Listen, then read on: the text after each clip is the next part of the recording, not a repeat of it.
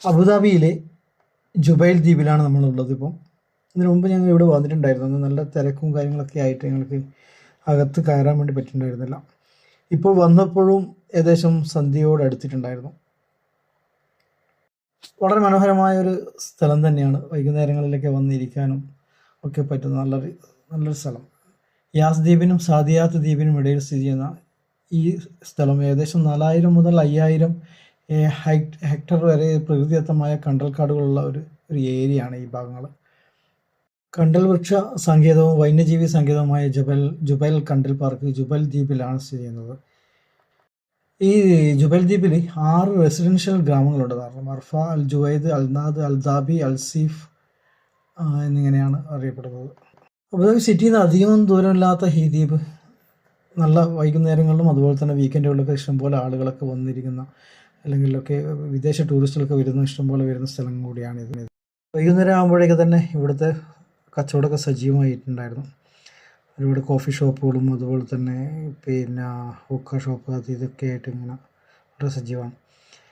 ഇതാണ് ഇതിൻ്റെ main entrance. ഇതാണെന്ന് പറയാം, ജുബൈൽ മാൻഗ്രോവ് പാർക്ക് എന്ന് പറഞ്ഞ് ഇതാണ് മെയിൻ എൻട്രൻസ് വരുന്നത്.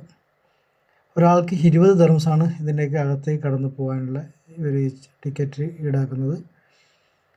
വെളിയിൽ തന്നെ ഇഷ്ടംപോലെ ഫോട്ടോസ് എടുക്കാനൊക്കെ പറ്റിയ നല്ല സ്ഥലവും കാര്യങ്ങളൊക്കെ ഉണ്ട് ഇവിടെ. മാത്രമല്ല കയാക്ക് ഇഷ്ടപ്പെടുന്നവർക്കാണെങ്കിൽ അതിന് പ്രത്യേകിച്ചിട്ടുണ്ട് സൗകര്യം അവിടെയുണ്ട്. ഒരാൾക്ക് 170 ദിർഹംസായിരുന്നു പറഞ്ഞത് 1.5 മണിക്കൂർ ചെയ്യാൻ വേണ്ടിയിട്ട്. പകലാണെങ്കിൽ അത് ഇപ്പോൾ ഈ രാത്രി സമയത്താണ് കേട്ടോ. പകലാണെന്നെങ്കിൽ അത് എനിക്കൊന്ന് 150 140 മറ്റേ ഉള്ളൂ പകൽ. പക്ഷേ സമയം 1 മണിക്കൂറായിരിക്കും. നൈറ്റിലാകുമ്പോൾ 1.5 മണിക്കൂറോളം നമുക്ക് കയാക്ക് ചെയ്യാൻ വേണ്ടി പറ്റും. ഇപ്പം നല്ല മനോഹരമായിട്ടുള്ള നല്ലൊരു സ്ഥലം, അത്യാവശ്യം കുട്ടികളൊക്കെ ആയിട്ട് വന്നിരിക്കാനും ഉല്ലസിക്കാനൊക്കെ പറ്റിയ, പിന്നെ സിറ്റിയോട് ചേർന്നുള്ള സ്ഥലമായതുകൊണ്ട് തന്നെ നല്ല ആൾക്കാരും കാര്യങ്ങളൊക്കെ ഉണ്ട്.